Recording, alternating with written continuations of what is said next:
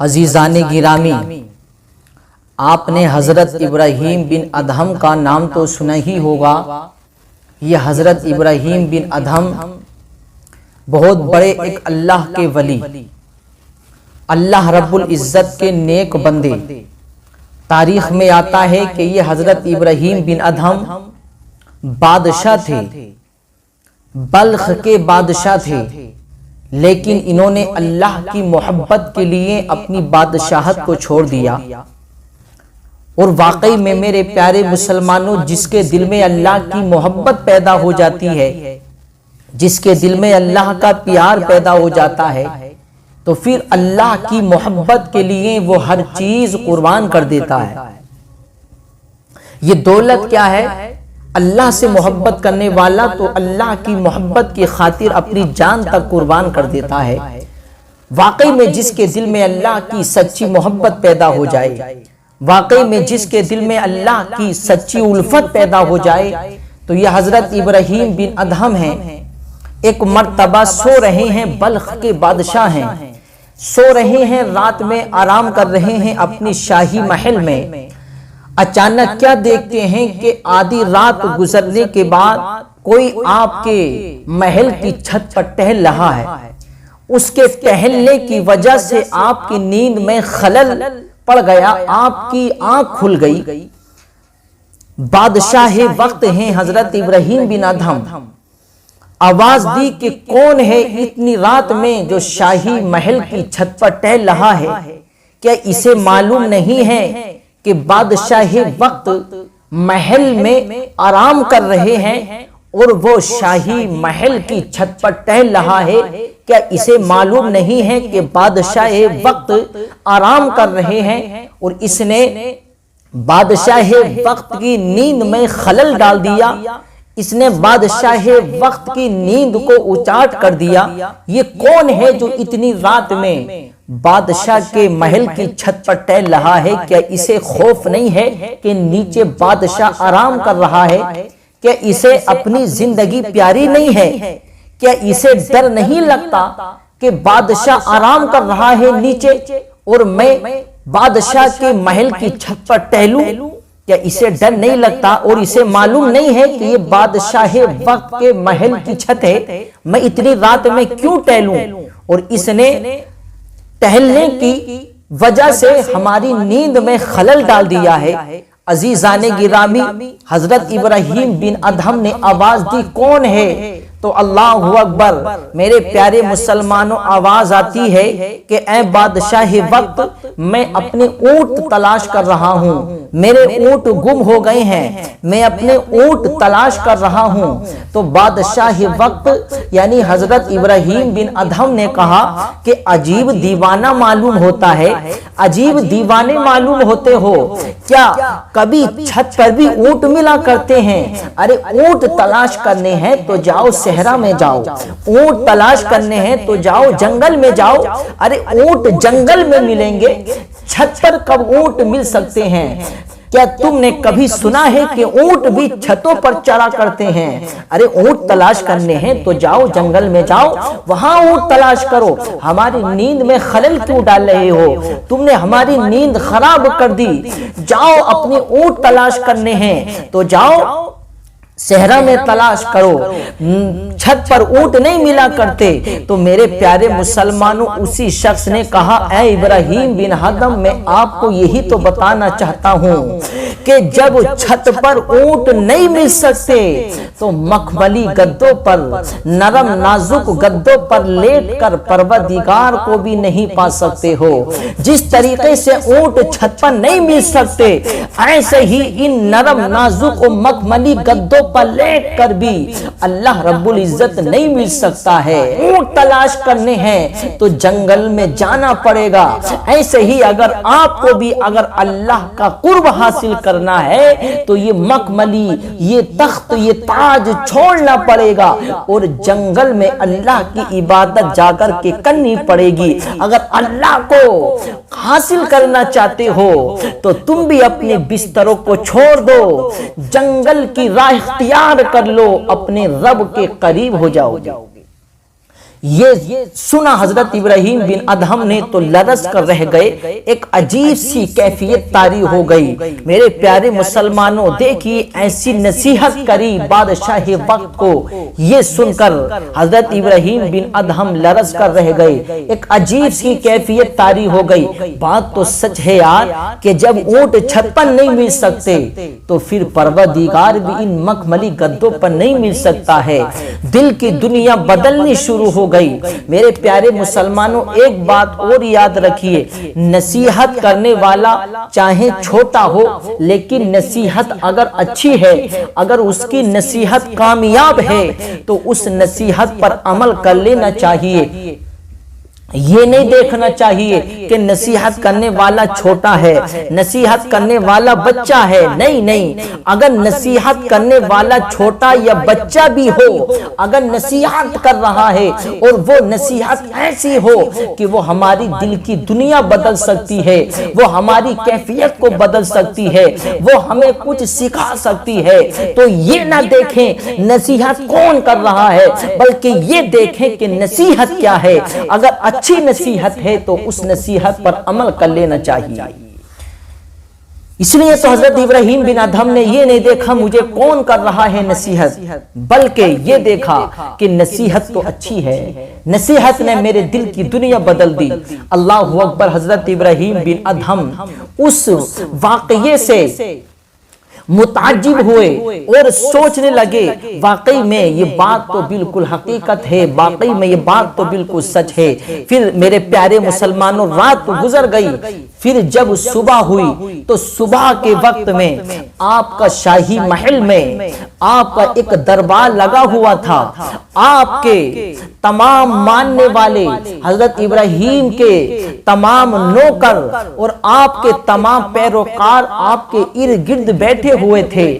آپ کا شاہی محل لگا ہوا ہے، آپ کے تمام ماننے والے اسی شاہی محل میں، اسی دربار میں بیٹھے ہوئے ہیں اور آپ ان کو واعظ و نصیحت کر رہے ہیں۔ اچانک سے ایک ذی حشم شخص کا وہاں سے گزر ہوا اور گزر ہونے کے بعد وہ بادشاہ کے تخت ارد گرد گھومنے لگا، یعنی بادشاہ کے تخت کے چاروں طرف گھومنے لگا، چاروں طرف پھرنے لگا، چاروں طرف گھوم کر وہ دیکھ رہا ہے، کبھی ادھر کو دیکھتا، کبھی ادھر کو دیکھتا، کبھی بادشاہ کی طرف کو دیکھتا۔ تو بادشاہ ہے، کس کے اندر ہمت ہوتی ہے کہ بادشاہ کے سامنے بغیر اجازت کے چلا جائے؟ بادشاہ نے کہا کہ اے اجنبی، کون ہو تم؟ کیا تمہیں معلوم نہیں ہے ہم بادشاہ وقت ہیں، ہمارا دربار لگا ہوا ہے، ہم واعظ و نصیحت کر رہے ہیں اور تم یہاں آ کر کے بغیر اجازت کے گھومنے لگے ہو؟ کیا معاملہ ہے؟ کس کام سے آئے ہو اور کون ہو؟ کس مقصد سے آئے ہو؟ تو اللہ اکبر، میرے پیارے مسلمانوں، اسی اجنبی نے کہا کہ اے بادشاہ وقت، میں اس سرائے میں ایک کمرہ تلاش کر رہا ہوں، مجھے ایک کمرے کی ضرورت ہے، مجھے ایک کمرہ دے دیجئے، میں مسافر ہوں، کئی دنوں کا سفر طے کر کے آیا ہوں، میں تھکا ہارا ہوں، میں آپ کے سرائے میں ایک کمرہ چاہتا ہوں۔ اللہ اکبر، میرے پیارے مسلمانوں، بادشاہ وقت نے اتنا سنا تو اللہ اکبر غصے میں لال پیلے ہو گئے اور کہتے ہیں کہ اے اجنبی، ہمارا یہ محل ہے، ہمارا شاہی محل ہے اور تم اس کو ایک سرائے بتا رہے ہو، کیا تمہیں دیکھتا نہیں ہے یہاں اتنے لوگ بیٹھے ہوئے ہیں اور یہاں بادشاہ بیٹھا ہوا ہے، پھر بھی تم اسے سرائے بتا رہے ہو، کیا تمہیں نظر نہیں آتا؟ تو اللہ اکبر، اس نے کہا کہ اے بادشاہ وقت، آپ سے پہلے یہاں کون تھا؟ تو بادشاہ نے کہا یہاں ہمارے باپ دادا تھے۔ اس نے کہا ان سے پہلے کون تھا؟ تو انہوں نے کہا کہ ان کے باپ دادا تھے، یعنی ایسے نسل سے نسل چلتی آ رہی ہے۔ تو اسی اجنبی نے کہا کہ اے بادشاہ وقت، اب یہاں تم ہو، پھر تمہارے بعد کون ہوگا؟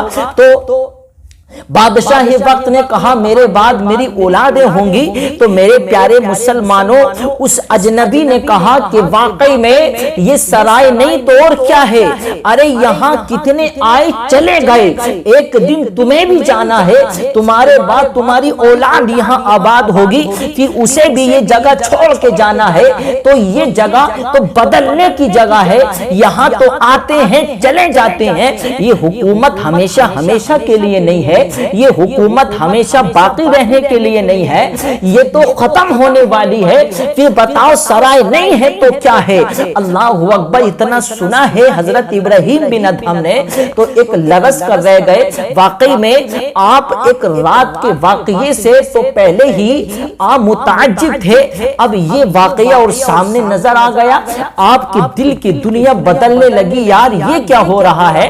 واقعی میں مجھے ایسا محسوس ہوتا ہے کہ میں اپنے رب سے دور ہوں، یہ نصیحت کرنے والے تو نصیحت سچ کر رہے ہیں، ان کی نصیحت حقیقت ہے، بالکل یہ تو سچ بات بتا رہے ہیں، یہ واقعی میں تو سرائے ہیں، یہاں تو کتنے آئے چلے گئے، ایک دن ہمیں بھی چھوڑ کے جانا ہے، تو معلوم ہوا کہ یہ سرائے ہی ہے۔ تو میرے پیارے مسلمانوں، حضرت ابراہیم بن ادہم کی دل کی دنیا بدلنی شروع ہو گئی، رات والے واقعے کو دیکھا تو وہ دیکھ کر بھی آپ کے دل کی دنیا بدلنی شروع ہو گئی۔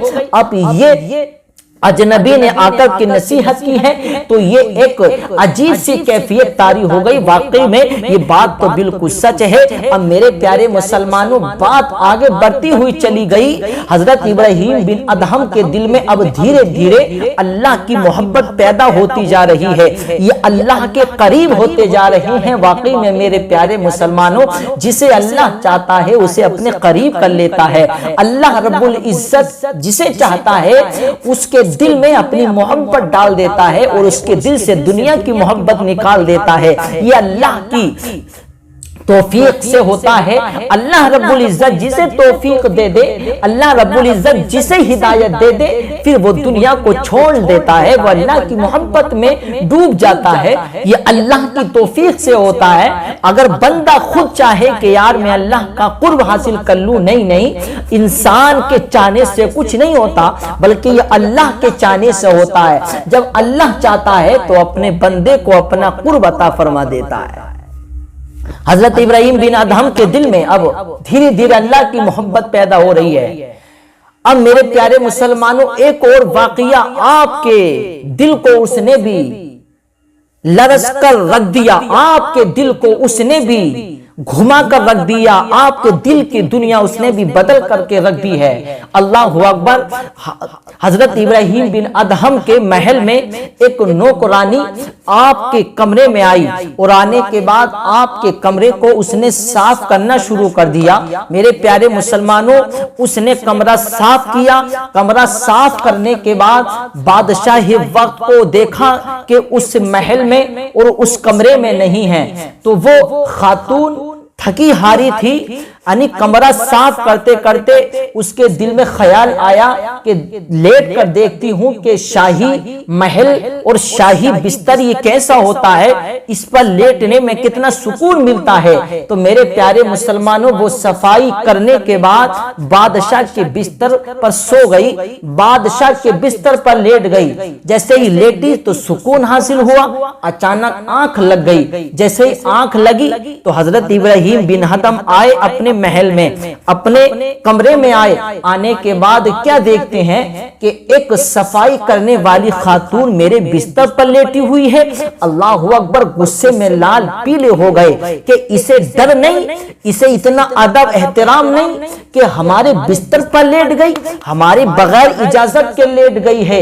اللہ اکبر، میرے پیارے مسلمانوں، حضرت ابراہیم بن ادہم نے اپنے نوکروں کو بلایا اور بلانے کے بعد کہا کہ اس نوکرانی کو سخت سزا دی جائے، اس کی ایسی جرت، اس نے ایسی ہمت کیوں کی کہ ہماری بغیر اجازت کے ہمارے بستر پر لیٹ گئی ہے، اسے کوڑے لگائے جائیں۔ اللہ اکبر، نوکروں کو بلایا اور اس پر کوڑے لگوانے شروع کر دیے۔ اللہ اکبر، جب اس پر کوڑے لگ رہے تھے تو وہ خاتون ہنس رہی تھی، وہ خاتون مسکرا رہی تھی، بادشاہ وقت دیکھ کر حضرت ابراہیم بن ادہم دیکھ کر متعجب ہیں اور سوچتے ہیں یار عجیب حالت ہے اس خاتون کی، کوڑے پڑھنے کے بعد تو انسان کی کیفیت بدل جاتی ہے، وہ تو تکلیف کی وجہ سے رونے لگتا ہے، لیکن یہ پھر بھی خاتون ہے اور کوڑے جب اس پر پڑ رہے ہیں تو یہ تو مسکرا رہی ہے، یہ تو ہنس رہی ہے، وجہ کیا ہے؟ تو بادشاہ وقت حضرت ابراہیم بن ادہم نے پوچھا، اے خاتون بتاؤ تمہارے جسم پر کوڑے پڑ رہے ہیں اور تم رونے کے بجائے ہنس رہی ہو، وجہ کیا ہے؟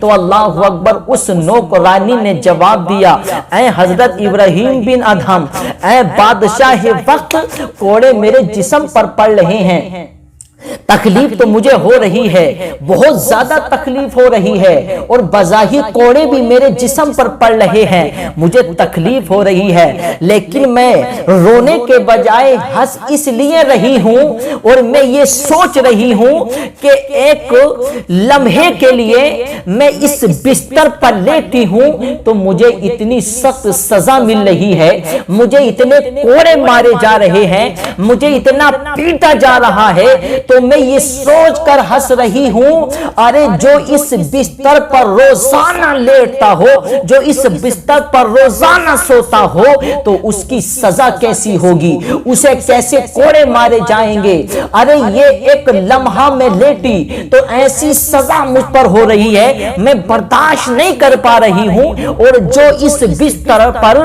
راتوں دن سوتا ہو پھر وہ اس سزا کو کیسے سہے گا، پھر وہ اس سزا کو کیسے برداشت کرے گا۔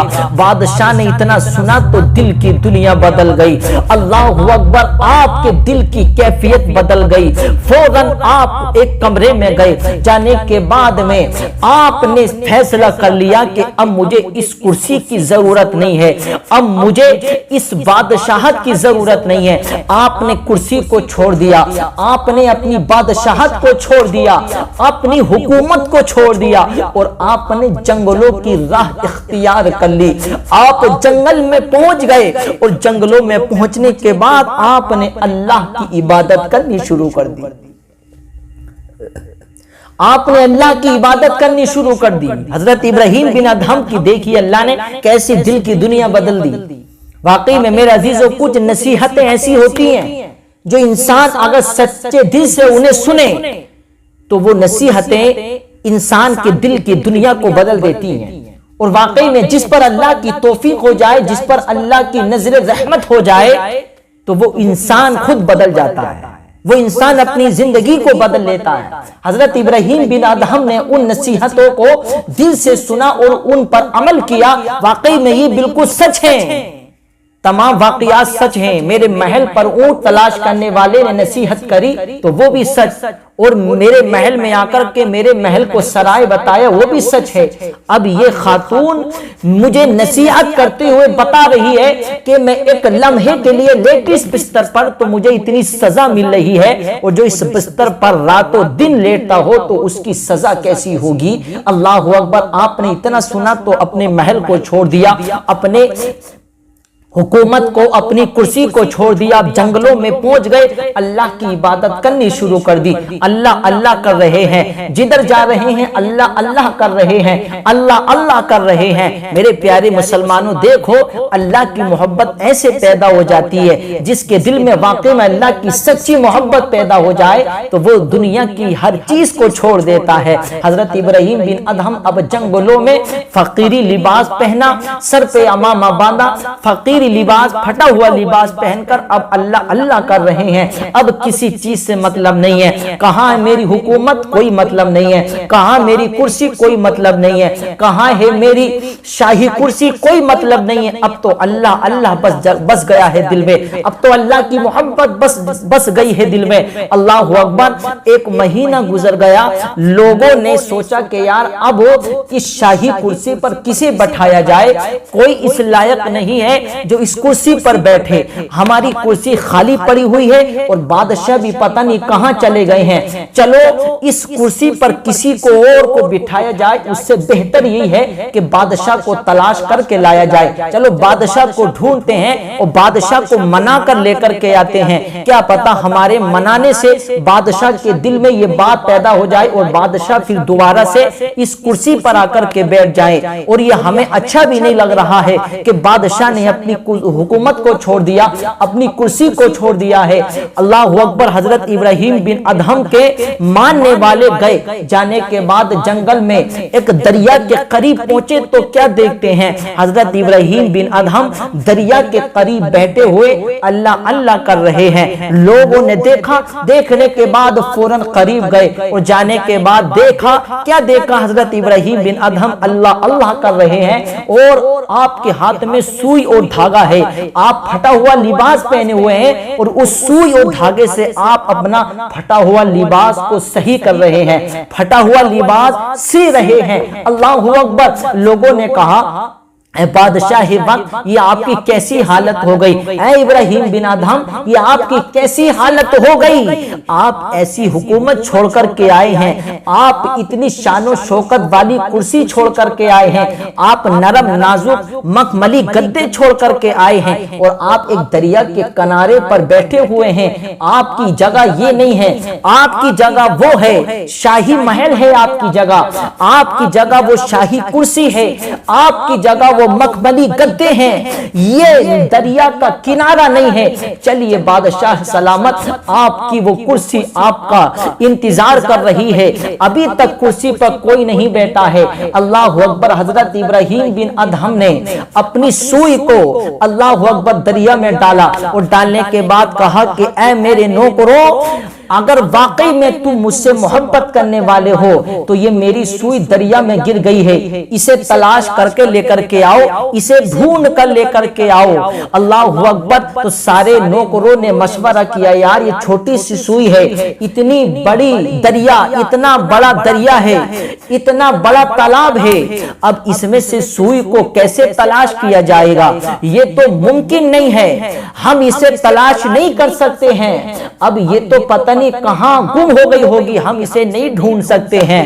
اللہ اکبر۔ جیسے ہی اتنا کہا تو حضرت ابراہیم بن ادہم نے پھر پکار کر کہا کہ اے مخلوق خدا، اے دریا کی مچھلیوں، میری سوئی گم ہو گئی ہے، لاؤ میری سوئی تلاش کر کر کے لاؤ، میری سوئی مجھے چاہیے۔ حضرت ابراہیم بن ادہم نے جیسے اتنا کہا اللہ اکبر تو سمندر کی، دریا کی ساری مچھلیاں اپنے اپنے منہ میں سوئیاں لے کر کے حاضر ہو جاتی ہیں۔ اور روایت میں آتا ہے کہ کسی مچھلی کے منہ میں سونے کی سوئی تھی، کسی کے منہ میں چاندی کی سوئی تھی۔ اللہ اکبر۔ سونے اور چاندی کی سوئیاں تھیں، اللہ اکبر، لیکن ایک مچھلی کے منہ میں آپ کی وہ لوہے کی سوئی تھی، وہ جنگ کھائی ہوئی سوئی تھی۔